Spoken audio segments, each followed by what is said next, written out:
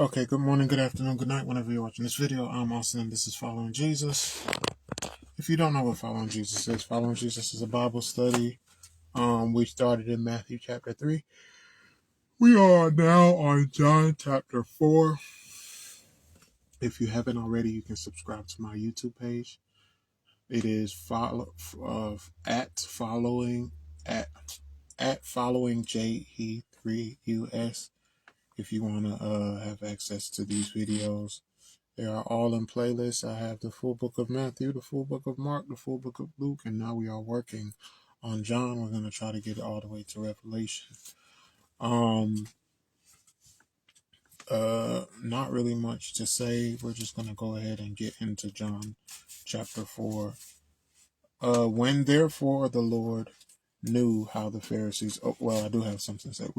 We finished John chapter 3 in the last chapter. I'm sorry, guys. We finished John chapter 3 in the last chapter. As you guys know, if you keep up with these videos, then you know that I say that I do watch I watch every video that I post, and proofread it for error.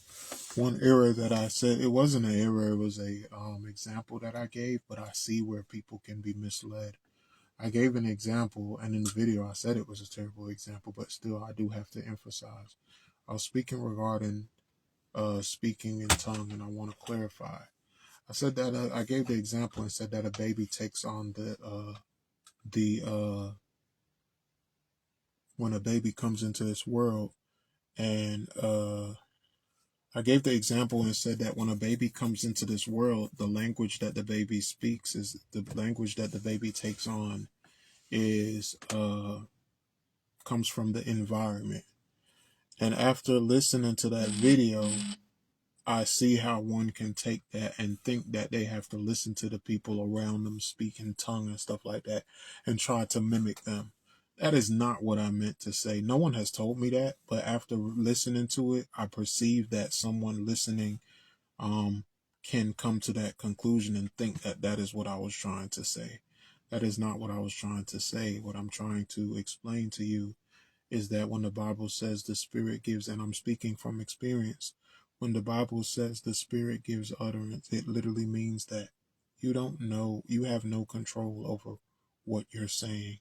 It is not something that you force. It is something that can fall on you at any minute. You don't really expect it. You don't really know when it's coming.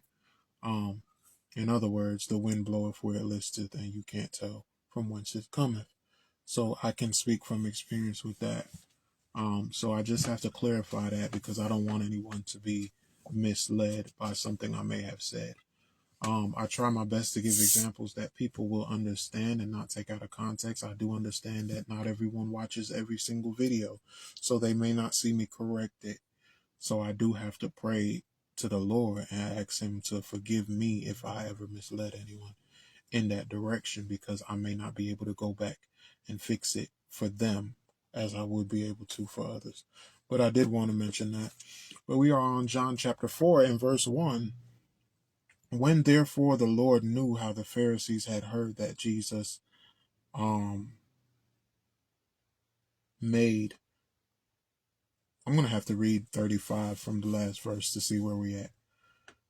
Verse 34. So John 3 and 34 says, For he whom God hath sent speaketh the words of God, for God giveth not the Spirit by measure unto him. Speaking concerning his Son Jesus Christ, the Father loveth the Son, and hath given all things into his hand. He that believeth on the Son hath everlasting life, and he that believeth not the Son shall not see life, but the wrath of God abiding on him. It's out of here. Abiding on him. Chapter 4, verse 1. Now we're at chapter 4, verse 1. When therefore the Lord knew how the Pharisees had heard that Jesus made and baptized more disciples than John, though Jesus himself baptized not, but his disciples, he left Judea and departed again into Galilee.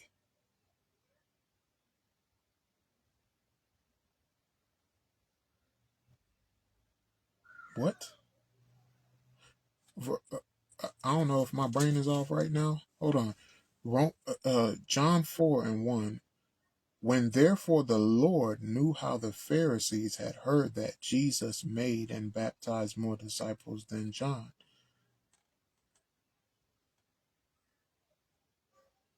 Hath everlasting life, and he that believeth not the Son shall not see life, but the wrath of God abideth on him.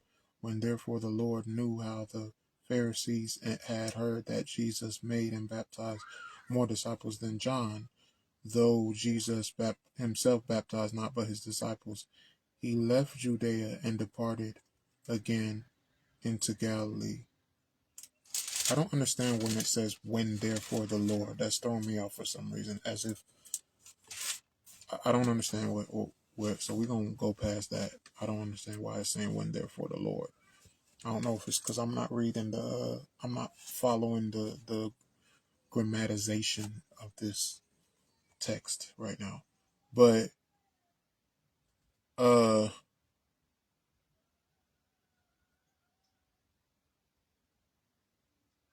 yeah, I'm not understanding. But anyways, the point is, Jesus went and departed again into Galilee. Verse 4, and he must needs go through Samaria. Then cometh he to a city of Samaria, which is called Sychar, near to the parcel of ground that Jacob gave to his son Joseph.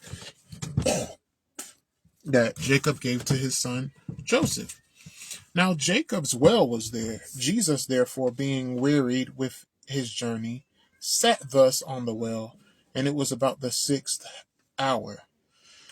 There cometh a woman of Samaria to draw water. Jesus saith unto her, give me to drink. Okay, listen. We spoke about the Sadducees. Sadducees are people who don't believe in the resurrection. We spoke about the Pharisees. The Pharisees are people who were basically leaders or rulers over the Jews, so high offices in Judaism. Pharisees, Sadducees, the Pharisees, the Sadducees, it's another S. My son actually was talking about it yesterday. Not the Sadducees. Something wrong with me, man. I can't remember. But now we have this. The point is, now we have the Samaritans. Now, with the Samaritans, I learned through studying certain things. Samaritans only believe in the first 5 books of the Torah: Genesis, Exodus, Leviticus, Numbers, Deuteronomy. So they believe in the first 5 books of the Torah. They don't believe in anything else. So they believe in God, but they didn't believe in God the same way the Jews believed in God, because I believe the Jews believed in the whole Torah. The Samaritans also did not worship at the same place that Samaritans also did not worship God in the same place and in the same manner that the Jews did.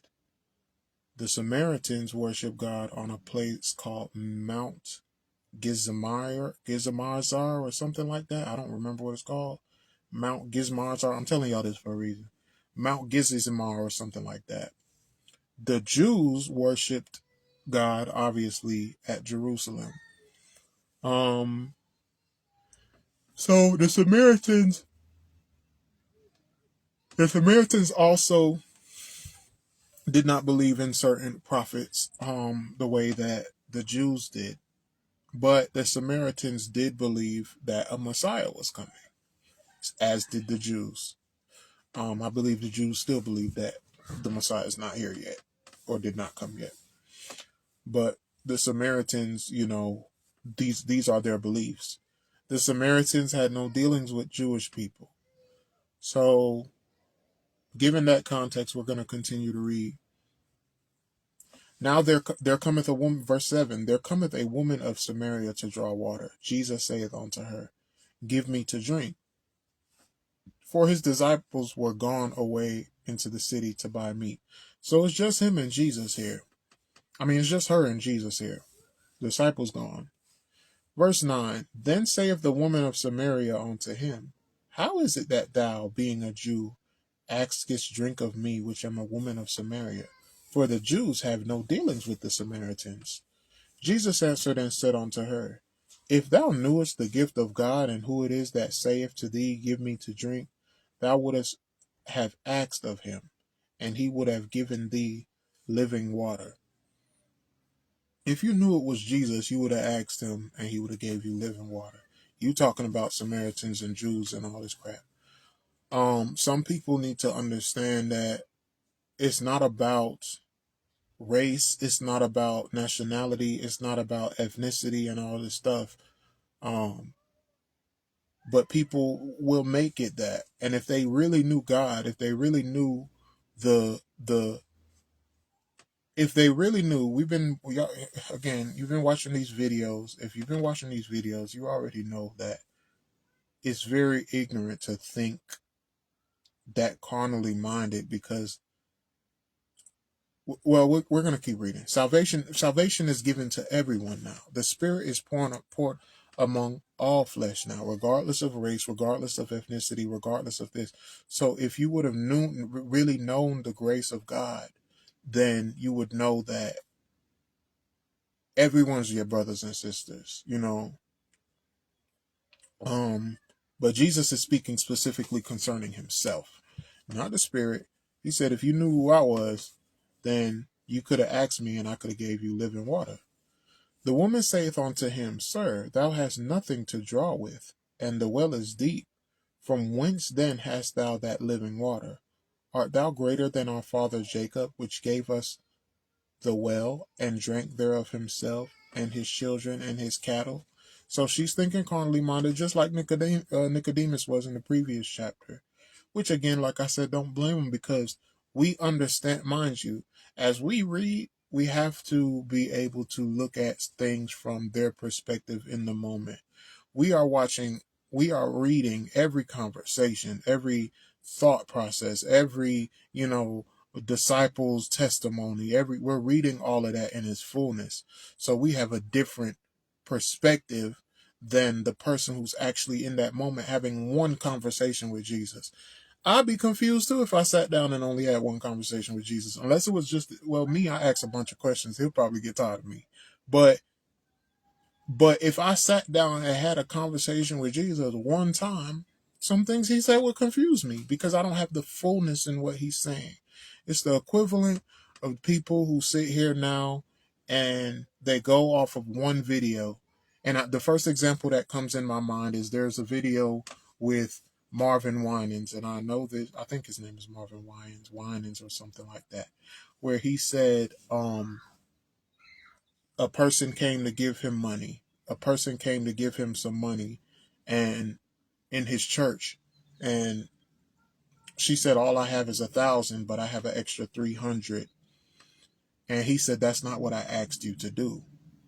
And that clip kind of went viral, and I know it went viral because I'm like, hey, wait a second, I'm singing this man's songs. I like this man's songs. Hold on a second. So I'm like, nah, I ain't about to be singing your songs. You act like that. But my point is that video circulated around social media and had everybody saying, oh, look at these money hungry preachers and this and this and this. But you have to know the full story. And this, like I said, AI and all this stuff and social media and stuff is dangerous now, because people, no doubt, if I got big enough, people would clip certain things I say and say, you see what he did? You see, like these little clippets. That's what they do to get their agenda across. You have to be mindful of this. But anyways, with that example that I was saying, I went and researched it, and come to find out what happened was he told them it's still wrong. You shouldn't have no $1,000, $2,000, $3,000 prayer line. Anyway, you shouldn't be charging anybody. But that's beyond the context of what I'm saying. What actually happened was she got up, and when he didn't call her up, he called a different. So I think he called like $2,000, and she got up and she came and gave him 1,000, and then said, "Here's the 300." He like, that ain't what I told you to do. I told you if you got 2,000, come up here. Not if you got. That's what that was. But the point I'm making is, without context, people try to paint a story. We can't sit here Side note, we can't sit here and just believe these little snippets of painted stories. Otherwise, we can see it, but don't have an opinion on it until you know the whole story, or don't express your opinion on it until you believe you have the whole story. But anyways, that's my point. That's the same thing that she's experiencing now. She just has snippets of who Jesus is. She doesn't know the fullness of it yet. So again, she has these questions. That's reasonable, understandable. Like, you don't got nothing to draw water with.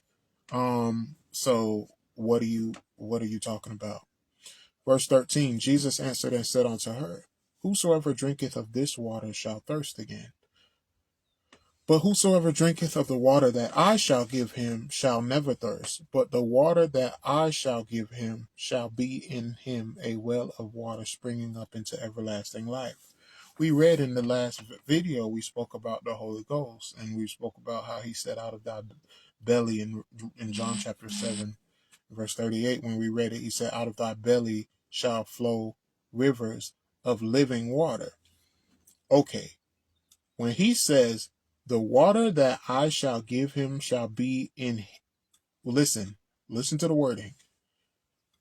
The water that I shall give him shall be in him a well of water springing up unto everlasting life.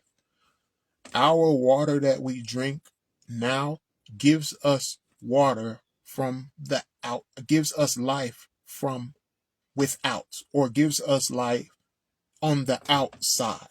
And it's not eternal, it is temporary. So water gives us life, but it's from the outside. So now, because it's from the outside, we have to gain life from the outside. So we continue to drink and continue to drink, and our life depends on something outside of us. Kind of like vitamin D, not vitamin D, one of these vitamins. There are certain things that our body doesn't produce on its own, so we rely on something from the outside to give us that. The sun gives us vitamin D or something like that. We rely on something from the outside. In other words, if we have a drought and no water is accessible to us, we will die, because that thing that we rely on outside of us to give us life is gone out. And once it's gone out, we lose life. But he said, I shall give him, we read 14 again, but whosoever drinketh of the water that I shall give him shall never thirst. But the water that I shall give him shall be in him a well of water springing up into everlasting life. In other words, once you receive the Spirit, you have life in yourself. So you no longer have to you no longer have life from without, you have life from within. In other words, you can't die, because your body, if speaking natural, I tell you natural things so you can understand spiritual, your body produces this on its own. So when my Father gives you his Spirit, life is coming out of you, not into life comes into you, but now it is coming out of you because it is within you. So I guess an example of look, y'all know what I'm talking about. I'm tired of these examples for today. But yes, verse 15. The woman saith unto him, Sir, give me this water that I thirst not, neither come hither to draw. I think I spoke about this in like a few videos back when I said Jesus was so random. But if you read, you try to figure out why Jesus said certain things. A lot of times you see he wasn't random. So he didn't ignore her. It says, the woman saith unto him, Give me this water, that I thirst not, neither come hither to draw. So she requested something of him. Now, if you read this and you think he changed, if you read this and think, he's random, you think he changed the subject, but he didn't. It says, the woman saith unto him, Sir, give me this water, that I thirst not, neither come hither to draw. Jesus saith unto her, Go call thy husband and come thither. That is the equivalent of my son coming to me and saying, Daddy, I want to go outside. What do I have to do to go outside? And I say, son, can you do me a favor? Can you get me the remote from under your bed? And then when he goes under his bed, he sees all this trash under his bed. I answered his question. Jesus. Oh, Lord. I answered his question.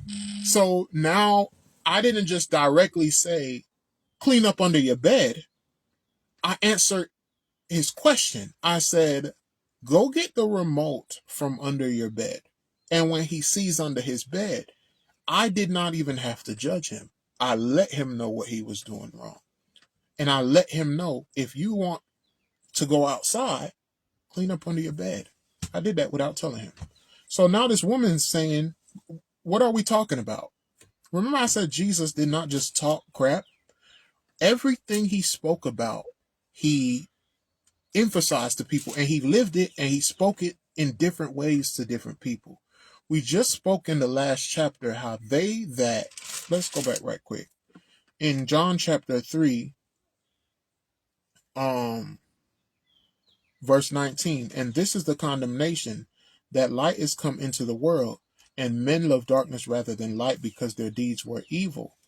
For everyone that doeth evil hateth the light, neither cometh to the light, lest his deeds should be reproved.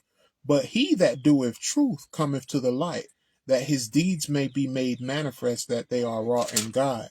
Now we are seeing an example of this, because what he just did was turn. Yes, you're okay. You already outside. What you mean go play outside? Y'all been playing this whole time.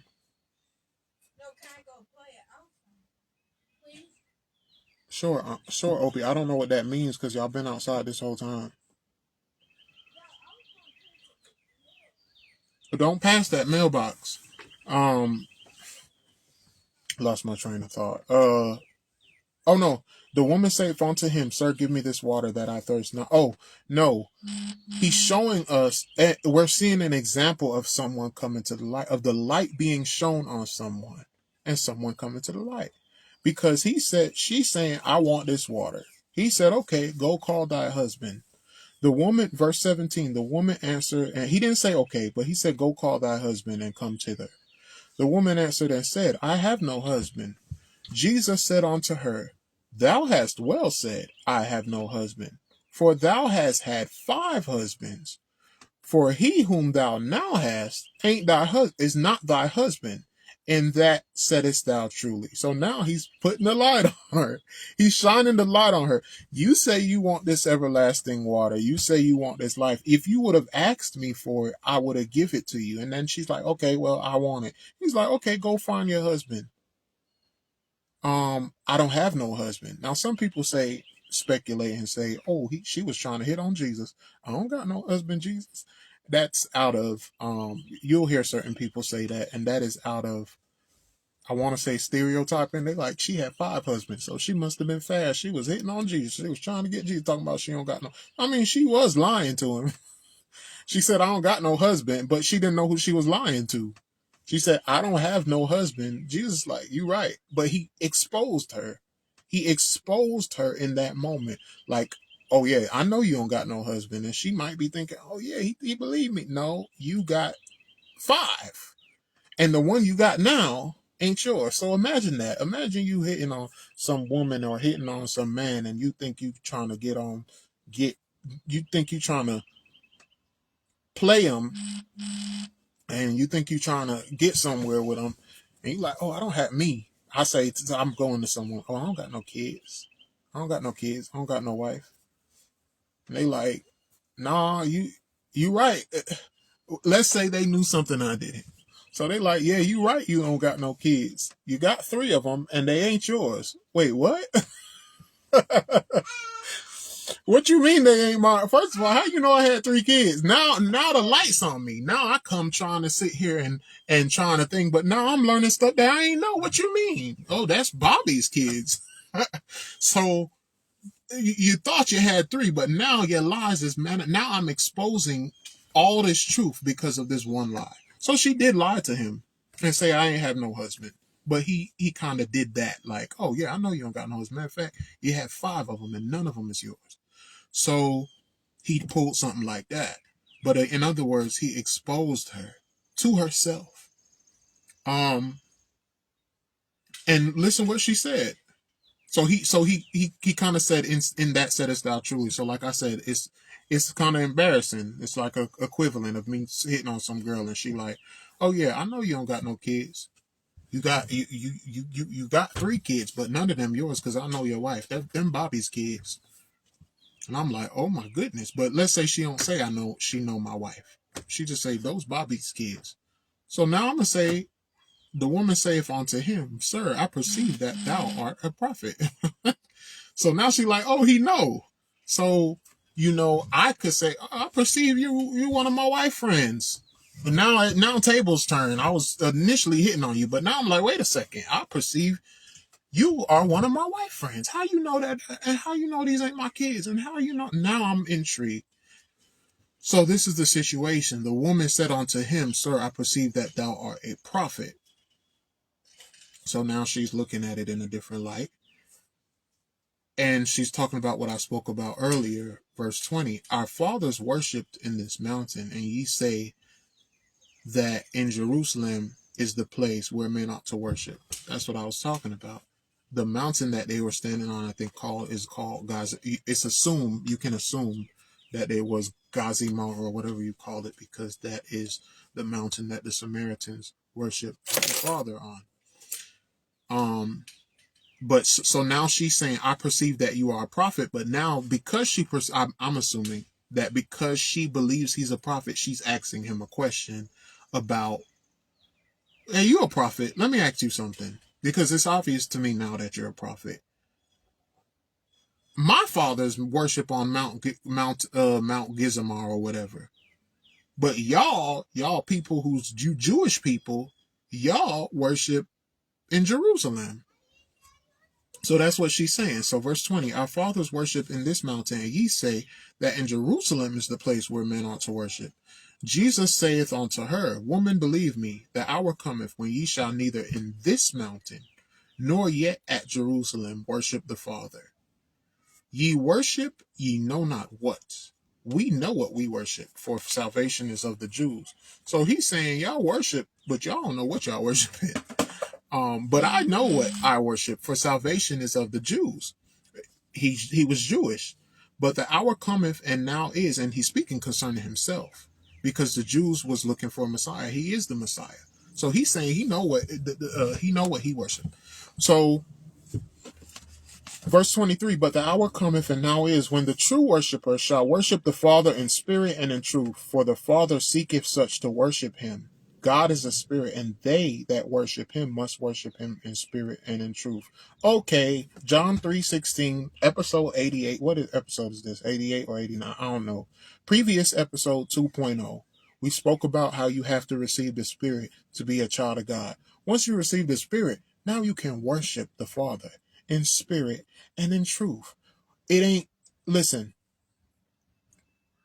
what he said. We're going to read verse 21 again. Listen carefully what he said. Woman, believe me, the hour cometh when ye shall neither in this mountain nor yet at Jerusalem worship the Father.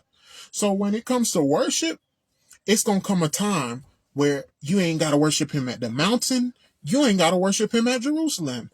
You have to worship him in spirit and in truth. What is that? That is the water he was talking about springing up from you. Once you have that, you can worship the Father wherever you go. Wherever you go. People limit worship to a building. People limit worship to a church. People limit worship to a temple. But the time is now that you don't have to worship like that. You have to worship the Father in spirit and in truth. There's something else he also said in verse 22. Ye worship, ye know not what. We know what we worship, for salvation is of the Jews. I'm saying the same thing, but I'm saying it after his resurrection. So what he was saying then was referring to before his resurrection. But what I'm saying is referring to 23, the hour that come where they that worship him must worship him in spirit and in truth. That hour is now. So when I say I know what I worship for salvation of the Jews, I'm not talking about the people in Israel. I'm talking about the people that have the spirit. I'm talking about the people that have the truth. So I can say, I know what I worship for salvation is of the Jews, but I'm not talking about the same Jews. I can also say, y'all worship and y'all don't know what. Why? Because now people are doing the same thing that the Samaritans were doing. They sit here and they think they're worshiping God. You have something in church that they call praise and worship. Yes, praise. Make a joyful noise unto the Lord. Use the harp, the psaltery, the whatever they call it, the sackbut, whatever, all that stuff. And that's a thing. I used to laugh at that when I was little. That's what I remember. But I guess that's an instrument that they was using. But my point is, you use all these things and you praise him. But what is worship? Worship is when you reverence something. Worship is to show something reverence. Worship is to show something reverence, and reverence is respect. Imagine me and my wife having a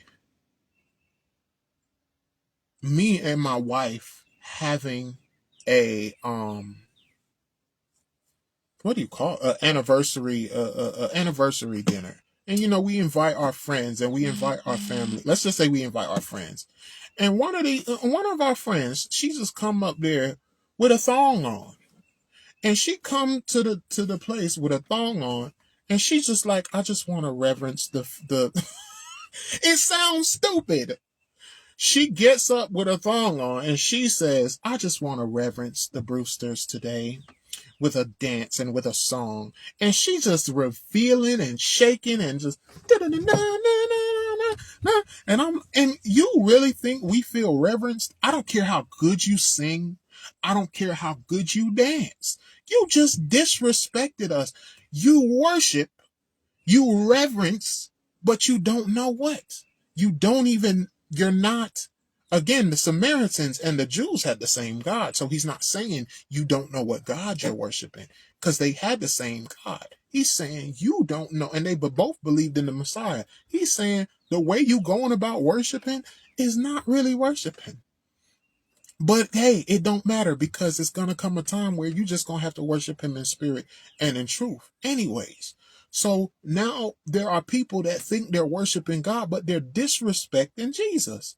There's people that sit here and think that they're worshiping the Father, but they're doing what Jesus spoke about when we read all the way back in Matthew, when he said, you do make the commandments of God of none effect by your tradition. You have certain traditions in the church that's actually, you have certain traditions in the church that's actually against God, not for him. So the church has been consumed with traditions that's actually against him.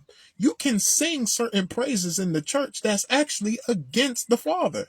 If I sit here and say, there's certain songs you can sing that's against the Bible, that doesn't line up with scripture, and you say you worship in the God, you don't know what you're worshiping. You don't know what you're worshiping. You don't know what you're singing. You're making the commandments of God of none effect by your tradition. There are certain traditions in the church. Again, prayer. Jesus spoke about those that like praying high in the synagogues and stuff like that. They take the chiefest seats and stuff like that, and for a pretense make long prayers. And they call all of this worship. Oh, let's come in here and worship the Father. Let's come in here and worship the Father. If we are really worshiping the Father, why does our worship escalate with the more people that's here? Come on, somebody. Somebody help me. Come on, somebody. Can you hear me? Can you hear me, somebody? Hear me, somebody. Why is it that when growing up in church, you see people, a lot of, and I've seen it, like I said, I've been through a lot of churches. They all do the same thing. Like, it could be just dead. Like nobody really worshiping the Father. It could just be just dry. People singing, people claim they worshiping, and they claim they worshiping, but it's only 4 or 5 people there. But now churches come together and you have this big old, you have these big events. Now everybody just got the life of Jesus. Everybody just got the spirit. They dancing, they fly. I'm like, why does the Lord only work when it's a lot of people? I know where he said where 2 or 3 gathered in the midst, I'll be in the midst. Is he more in the midst when the numbers is increased or something? Because now all of a sudden the spirit just falling. Tradition. People are not really, you're not worshiping the Father, you're worshiping each other. You're worshiping each other. You make the things that should be used for worship actually used as a testimony against you. Certain times you sing, and when you me, I sing. So if I sing, and I'm guilty of this sometimes. If I sing, you have to be cautious. You sing, some people compliment you, it becomes you. It becomes about you. You didn't come here to worship you. You came here to worship the Father. But everybody, oh, you did that thing, boy. You did that thing, boy. Hey, well, you know me. You know me. You can't do that. You're supposed to be there to worship the Father. Like, just like I said, if it's an anniversary and you come in you say you come there for because me and my wife and stuff like that, but you come there and you sing, and then after that you signing autographs and stuff, and me and my wife sitting in the corner while everybody around your table, and we like, why did we invite this person? Like, why did we even invite her? She came and sang. Now she's signing autographs. And everybody done forgot about us. They forgot why they're here. People do that to the Father. And then they call it worship. You worship each other. You worship idols. You worship certain things in the church, they you know what I mean. Like, I don't even have to give much examples. You think of it, whoever's on the other side of the screen. You think of what is it that's really being worshipped in my church. I don't care what church you go to. I'm starting to believe a lot of them is like, man. Not all of them is like that, but I'm saying a lot of churches do these things even back then. So it's going to continue until the Lord come back. But my point is, think about it. Say, look, what am I worshiping? Am I allowing people to worship me? Again, a lot of these videos is for us to look at ourselves. Am I allowing people to worship me? Am I allowing people to praise me? Am I allowing people to glorify me? Am I allowing that? You shouldn't allow these things. You can't help it that some people put you on pedestals. While we talking about it, let me see. While we talking about it, Lord.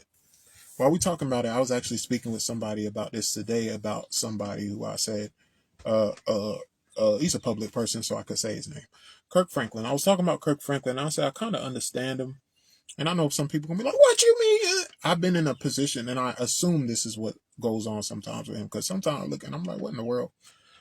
Well, I was in a position where people kept putting me on this doggone pedestal, and I got to a point where I didn't like it. So I got in a point where I wanted to show people that I'm not what you think I am, because some people think more highly of you than they ought to think. So I'm like, I gotta stop this. So now this is how the devil gets you. This is a stupid thing I did. It was stupid, but I'm letting you know just in case you do this, or because you might see people doing this and not knowing why they acting like that. I started to deliberately do things so that people would know I'm imperfect. In other words, I'm not even gonna give examples.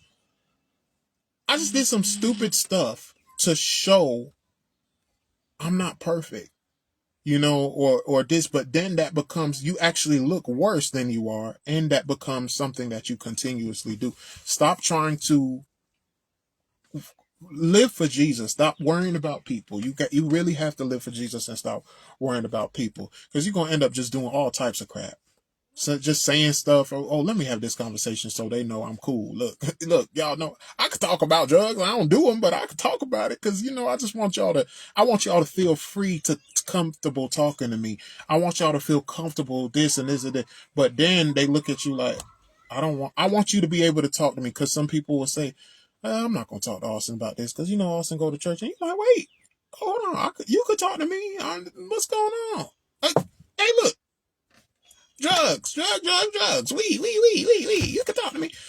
That's the example I could. It's a bad example, but that's the example that I could give. It's like you want to think Jesus didn't have to do that. Jesus lived his life, and listen, if no one's coming talking to you, if people putting you on a pedestal, you can't go back and try to fix all of that.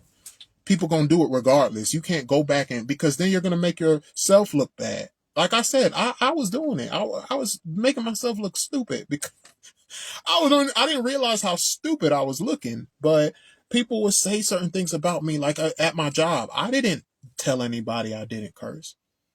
But I noticed people was exalting me and putting me on this pedestal. So I would just randomly be like, I even told my boss this, and he was so confused. He was like, the crap?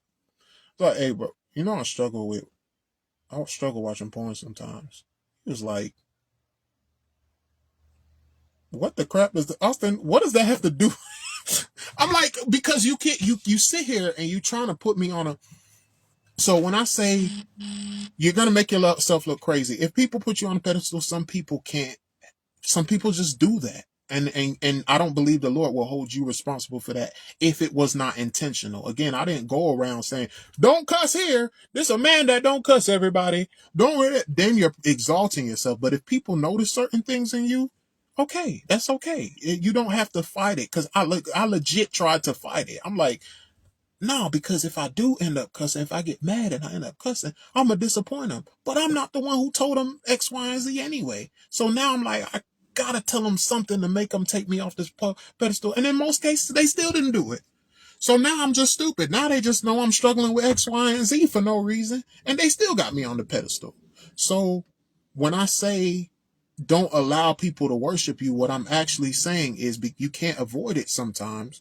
But what I'm actually saying is when you see it, correct it. When you see it, don't, go with it. When you see these things, don't allow that stuff. Don't allow God to be upset with you because you allow people to glorify you. You allow people to worship you. Do not sit here and do things for vainglory. But certain times you can't help it. Some people, you can't help what people do and what people say about you. I actually learned that. Someone actually taught me that. So what I just taught you was actually taught to me from someone else. Verse 25, the woman saith unto him, I know that Messiah cometh, which is called Christ. When he is come, he will tell us all things. So that shows you that the Samaritans did believe in the Christ. They believed in the Messiah. Jesus saith unto her, I that speak unto thee am he. And upon this came his disciples, and marveled that he talked with the woman. Yet no man said, What seekest thou, or why talkest thou with her? Again, given the context, it looks like they're like, why Jesus talking to that Samaritan lady? And they like, I don't know, but I ain't about to say nothing. You about to say something? They like, nah, we ain't gonna say nothing to him. We just gonna leave it as it is. We don't know why he talking to that Samaritan woman, but we just gonna leave it. We ain't gonna ask him what seekest thou, what he trying to find out from her. We ain't gonna deal with none of that. Verse 28, the woman then left her water pot and went her way into the city and saith to the men, Come see a man which told me all things that I ever did. Is not this the Christ? She came to the light. Mind you, this man just exposed her. Mind you, he just exposed what she was doing. So that's an equivalent for me, like I said, going and some woman, hey, she say, hey, I come flirting with her, and she say, hey, how about you just go find your kids? Like, where you? Oh, I don't got no kids, girl. I don't got no kids. You right, you have 3, and those 3 ain't yours. They Johnny's. I'm like, hey, how you know I got 3 kids? Yeah, 2 sons and a daughter. Yeah, they ain't your kids. Johnny's kids. Who the heck is Johnny? And who are you? You must be a friend of my wife. And now I need to know about this Johnny dude. What's going on? And then I'm exposed. I'm exposed as a person flirting with her. I'm exposed as a person that's getting cheated on, that got cheated on. I'm exposed as a fool. I'm exposed by all this stuff. But that now I'm coming. The light shed on me, and instead of me getting upset and be I didn't do none of that. I said, y'all come see a woman. This woman just told me everything about me. And in other words, I came to the light. Come see it. This woman done told me everything about my family. No, she don't know my wife. She's noticed stuff. Yes. Come see. She came to the light. I don't know if she repented, but she came back. She testified of him. She spoke well of him to Samaritans. To this man that just exposed her. To herself, not to anyone else, but to herself. So verse 30, and they went out of the city and came on to him. So by her testimony, people came to him. Because again, she had to,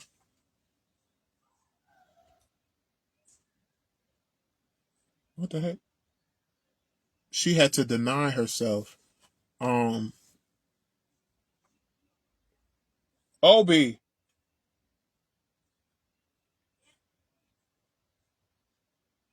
never mind. She had to deny herself and whatever. I don't know if it caused her shame or whatever, but she still testified of him. When she, it's okay, never mind. Because I heard your mommy in the house. I was gonna tell you to go check on her, see what she. Oh, okay. Um, but verse, man, where am I at? 32. But he said unto them, I have meat to eat that ye know not of. Therefore said the disciples one to another, hath any man brought him aught to eat? I'm sorry, y'all. I kind of lost track of where I was. 30.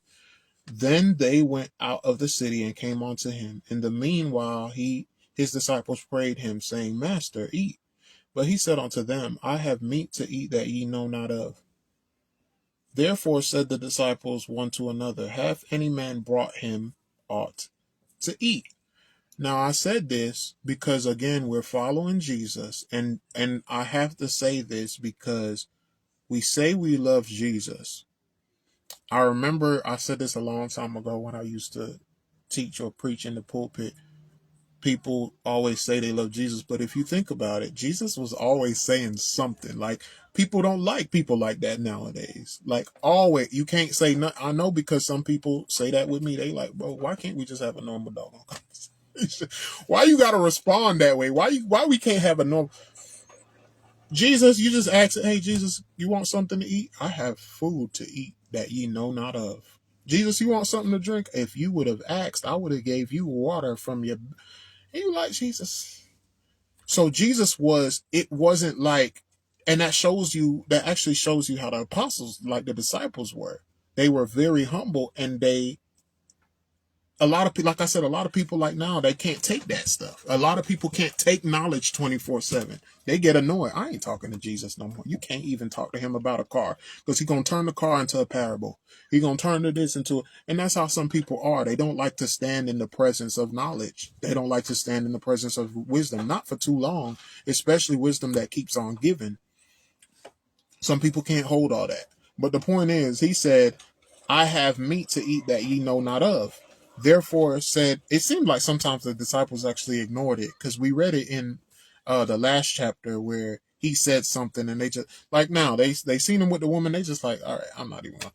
And then and then before that, he had said something and the disciples didn't understand, but they left it alone. I can't remember if it was in Luke or Mark, but he said certain things and they just was like, I don't know what he was talking about, but we just gonna keep going. But verse 34, Jesus saith unto them, my meat is to do the will of him that sent me and to finish his work. This is what's important. A lot of what he's saying sometimes, a lot of what he said sometimes wasn't for them then. It says once you receive the Holy Ghost, all these things is going to be your remembrance. I give that example concerning Jesus because my dad was like that in a way. My dad, did the same thing. Like he would just say a bunch of, just like, can we just go to the store? Like, why you gotta give these parables about why we can't go to the store? Like, if you did this, would you let somebody go to the store? Man, can we? Is it yes or no? You know, but now that you're older, and now that you're older, you can see these things and be like, okay, I get why he said that. And the same thing with Jesus. So he's telling them, I have meat, and I'm telling you guys this for a reason, because later on when we read, we're going to see, as we're doing now, why Jesus said certain things that he said. At the time of us reading it, is similar to him telling us at that exact time. So we don't understand it, but later on we'll be like, that's why Jesus said that. Like the last chapter, like the last video I did, and I read where he was talking about the flesh is born of the flesh, the spirit is born of. I'm like, oh my God, I see what he's talking about when he says, I am the true vine. When he says, I am the door, no man cometh unto the Father but by me. When the Bible says he's the image of the invisible God.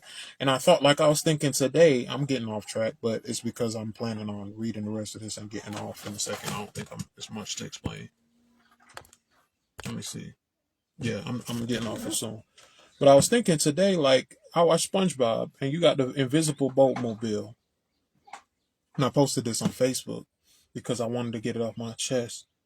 If you got the invisible boat mobile and you have the image of the invisible boat mobile, both of those is going to be invisible.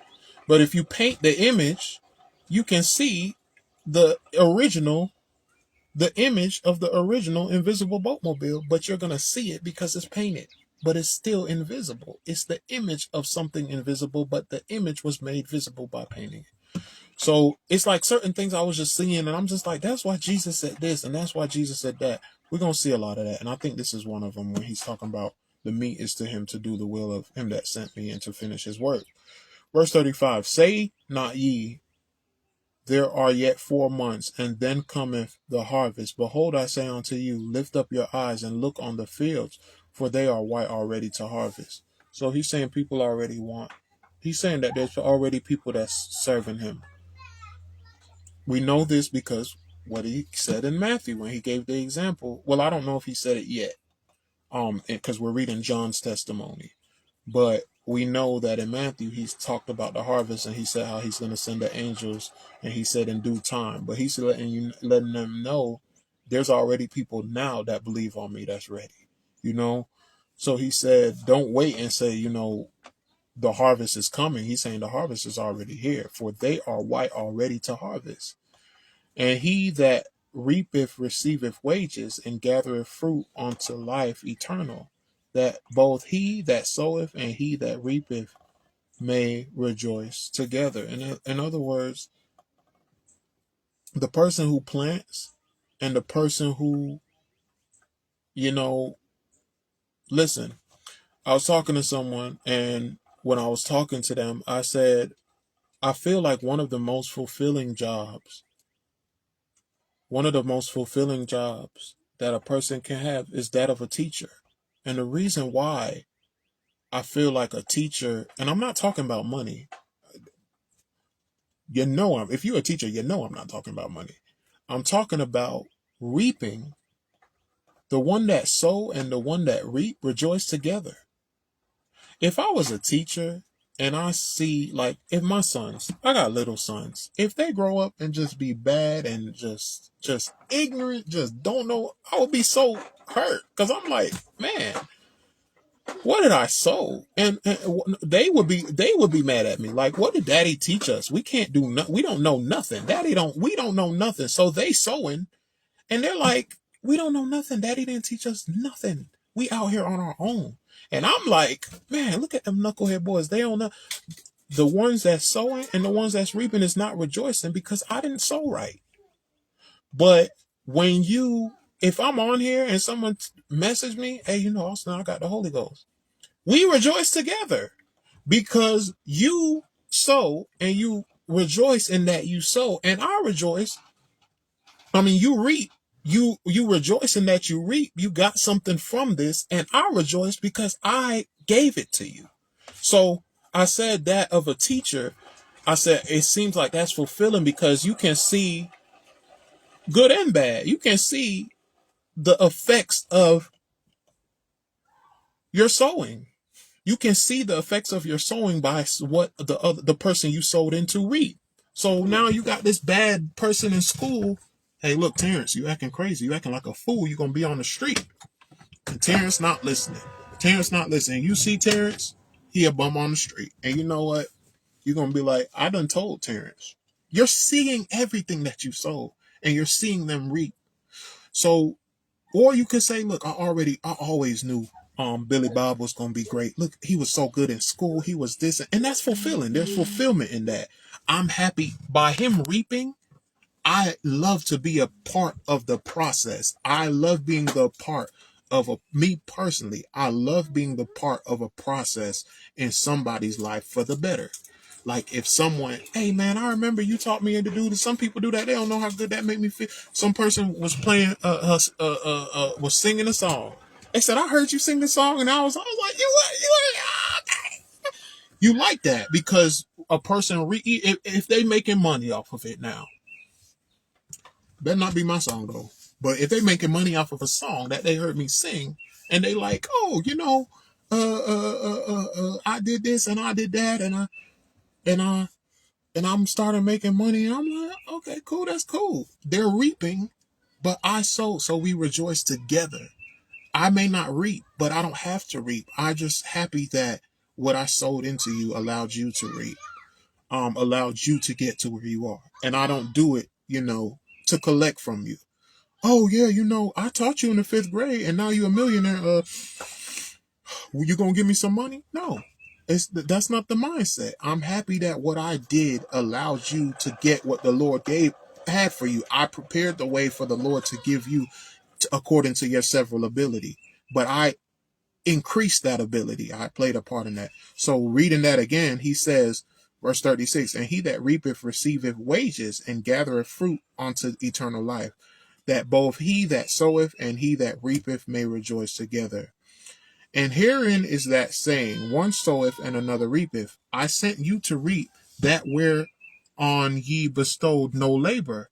Other men labored, and ye entered into their labors. In other words, I'm telling you to reap the stuff that prophets and not apostles, but prophets and stuff did before you, and now you reaping. But you know what? Y'all rejoice together. Same thing like with my kids. I'm working my butt off. I'm in this truck, I'm in this thing, and I pay off my house, and the second I pay it off, I just die. And you know what? I sold. Now, let's say I come back to life 20 years later. I find out my son done sold the house. Let's give an actual example. Donald Trump. You may not like him.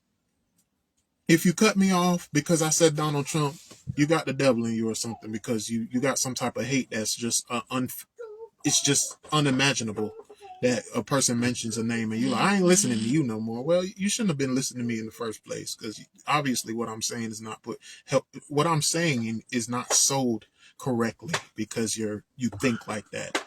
But his father had a wealth, and what he do with that wealth? His father long gone, but he reaped from it. He gained the benefits from it. So if I passed and paid off my house, and my son sell the house and refinance it and get another house and start a company and start a move, I rejoice in that. I won't be upset. Oh, y'all sold my house. I'm sweating. I bled and sweat and all that stuff for this house. No, I'm happy for you. You used what I gave you to increase yourself. So that's what he's saying, that you reap where you shouldn't labor. Jesus said in another scripture, freely have I given unto you. I mean, freely have you received, so freely give. Certain things the Lord gives to you, it's not for you to, like me, I'm on here. If I feel like the Lord give me knowledge, I'm not charging you for that knowledge. I didn't get that I didn't pay for that. The Lord gave it to me. And the reason he gave it to me is for me to give it to you freely. Austin, can you sing a song? Can you sing a song for X, Y, and Z? Or can you do this and then? Yeah. Oh, how much it's gonna cost? This is not something that I work to get. It's just something that was given to me. So if it's given to me, I'm not charging you. Freely I give to you. So freely have you received, freely give. So your pastor, if he know the Lord and he got a connection with the Lord, why is he charging you to pray? Oh, this is a $12,000. So I know you did. Do you know what that shows me? It shows me you didn't freely get it. You paid for school and and you paid for school and you paid for something, you paid for classes or you paid for courses, and now you need to get that money back. So now you coming in the pulpit and trying to take it and trying to get what you trying to collect on what you gave, what you put into it. But if you would have freely received, you would have freely gave. But when you work for something, you don't want to give it away for free. No, I don't want to give this away. But when things is free, y'all know what I'm talking about. Something free. Somebody come right now and give me free clothes. I'm like, okay. Somebody else say, hey, you got some clothes? I got Austin. Hey, here's some clothes. Here you go. Oh man, this is this. Man, I want to give you $90. Bro, I got that for free. Here you go. I ain't pay for that. But when I pay for it, hey, Austin, you want that? Yes, I want that. That's why I bought it. What do you mean? You could go pay for it. So that freely give, freely receive. When you freely receive something from the Lord, freely give, you know? Um, when you there's fulfillment, and when you have knowledge, you give it to people. And if they use that knowledge to if they use that knowledge to grow or something like that, they don't owe you nothing. They don't owe you anything. They owe the person who gave it to you, and that was the Lord. And the Lord only gave it to you for you to give to them. The Lord gave it to you for you to give to them. Anyways, but Mary was exalted in that she had Jesus. She was exalted in having Jesus. Like, that is a gift from God to be able to have the child, to have the image of the Father born through you. Like, you're blessed.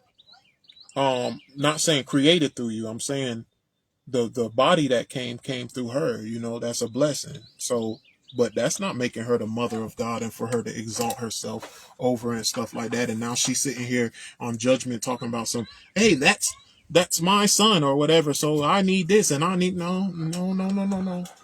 I freely gave that to you. Anyways, let's get off of that. I think y'all get the point. Verse 39. And many of the Samaritans of that city believed on him for the saying of the woman, which testified, he told me all that I ever did. So when the Samaritans were come unto him, they were besought him that he would tarry with them. And he abode there 2 days. And many more believed because of his own word, and said unto the woman, now we believe, not because of thy saying, for we have heard him ourselves. Sometimes it ain't for you. Listen, this is why I say you don't take credit for it. I could sit here and say, give a testimony of how I received the Spirit, and someone can come and now receive the Spirit based on my testimony. I can't lay claim and say, listen what they said, and said unto the woman, now we believe, not because of thy saying, for we have heard him ourselves, and know that this indeed is the Christ, the Savior of the world. That's the point of a testimony. Not for you to just come believe in me. It's for you to know him for yourself. And you can say, hey, look, you introduced me to him, but now I had to do more work and know him for myself. And that I can't credit you for. There's a few people that I'm not going to say it, but there's a few people that I credit for introducing me to Jesus Christ. But they didn't. But like what they said, now we believe not because of thy saying, for we have heard him ourselves. Now I believe the more because I've experienced him for myself. I believed you, and that's what led me to him, but now I've experienced him for myself. So the point is, don't get upset. Oh, I gave this person this, and now they saying they don't believe me. They're not supposed to believe you. They're supposed to believe Christ. And for themselves. Verse 43. Now after 2 days he departed thence and went into Galilee, for Jesus himself testified that a prophet hath no honor in his own country. We talked about this. I'm not going to beat a dead horse. When he was come into Galilee, the Galileans received him, saying, what am I reading? Y'all know I'm tired. Verse 45, then when he was come into Galilee, the Galileans received him, having seen all the things that he did at Jerusalem at the feast, for they also went unto the feast. So Jesus came again unto Cana of Galilee, where he made the water wine, and there was a certain nobleman whose son was sick at Capernaum. When he heard that Jesus was come out of Judea into Galilee, he went unto him and besought him that he would come down and heal his son, for he was at the point of death. I need to get up out of here because I'm at the point of death. I'm at the point of death. It's getting hotter here. Okay, let me hurry up. Verse 47, when he heard that Jesus was come out of Judea into Galilee, he went unto him and besought him that he would come down and heal his son, for he was at the point of death. Then said Jesus unto him, except ye see signs and wonders, ye will not believe. So Jesus at this point is testing his faith. Hold on, son. Hold on. No, I'm not done. I'm about to be. He said, except you see signs and wonders, you will not believe. The nobleman saith unto him, Sir, come down ere my child die. Jesus saith unto him, go thy way, thy son liveth. And the man believed the word that Jesus had spoken unto him, and he went his way. Now the scripture talks about they that cometh to Christ must first believe that he is first, meaning this is what you have to do first, not waiting. There's some people that they don't get anything from the Lord because they're waiting to see a sign first. They're waiting. I want proof that Jesus lives. And once I was to get proof that Jesus lives, then I'm going to believe. No, he doesn't work like that. You have to believe first. So after the man believed first, he said, Jesus was like, except you see a miracle, then you're going to do it. And he's like, no, I believe already. Can you just do it? And he did it. Verse 50, Jesus saith unto him, go thy way, thy son liveth. And the man believed that word that Jesus had spoken unto him. And he went his way. And as he was now going down, his servants met him and told him, saying, thy son liveth. Then inquired he of them the hour when he began to amend. And they said unto him, yesterday at the 7th hour the fever left him. So the father knew that it was at the same hour in the which Jesus said unto him, thy son liveth, and himself believed, and his whole house.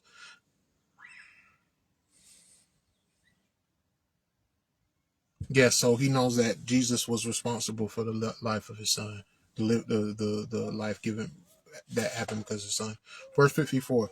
This is again the second miracle that Jesus did when he was come out of Judea unto Galilee. That was John chapter 4. My goodness, 5 is kind of long. That was John chapter 4. That was following Jesus, John chapter 4. We'll be doing John chapter 5 episode, I believe 90 episodes. We getting somewhere, even though I took a while sometimes, but yeah, we getting there. Episode 90, next episode. Thank you for watching.